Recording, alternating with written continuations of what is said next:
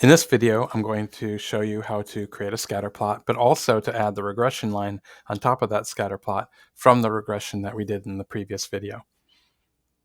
So in order to do that, we are going to use the plot function, and we're going to use the same layout that we have here in the linear model function.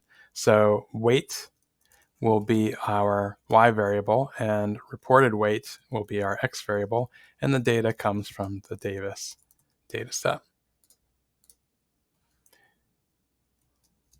And we've done this in class briefly before, but what we haven't done is added the regression line. Now that we've run the regression, we can do that. But we're going to need a second line of code. And because these two lines of code are put together, I use the plus sign here to tell R that we're not quite done yet. So AB line will give us a line, and then what that line is based on what happened with the regression. So we're going to use the name of the regression object that we created, davis.mod. And then we will use the function LWD to set the thickness of the line to 2, which is a good standard, not too thin, not too thick.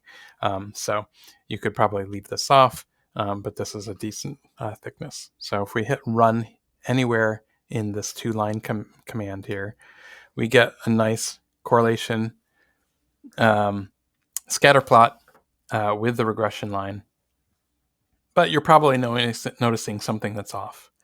We've got this outlier here where somebody reported weighing less than 60 kilograms, but they actually weighed more than 160.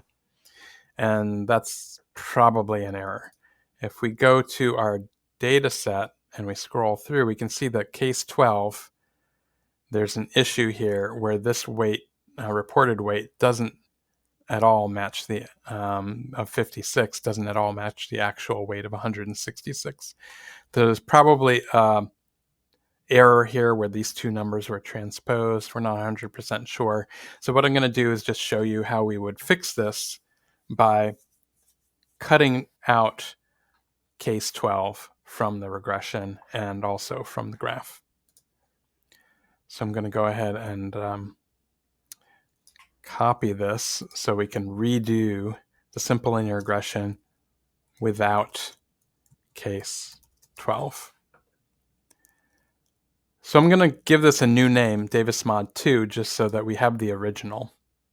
And as of right now, it's going to do the same thing, but if we include the subset function and say minus 12, what it's basically telling R to do is run this regression, use the Davis data set, but ignore case 12. And when I do that, now we have a Davis Mod 2 object. And now we can use the S command like we did in the previous video to see what we've got. Now the intercepts are different than they were before. It is significant. The B1 is a little different, but it's still significant. One of the most notable things is that our R squared, which was a little bit below 0.7, is now up to 0.97. So now we have almost perfect prediction, and that makes a lot more sense that in general we could predict somebody's weight quite well from what they say their weight is. Not perfectly, but pretty well. So these are the updated numbers from this data set once we've gotten rid of the case that we had an issue with. Now we would also like to reflect those changes in the scatter plot. So I'm going to copy this as well. And what we'll have to do is use the subset command again so that this dot doesn't show up. And we also want to change this to Davis Mod 2 because that's the fixed regression line. So this is going to change an angle a little bit.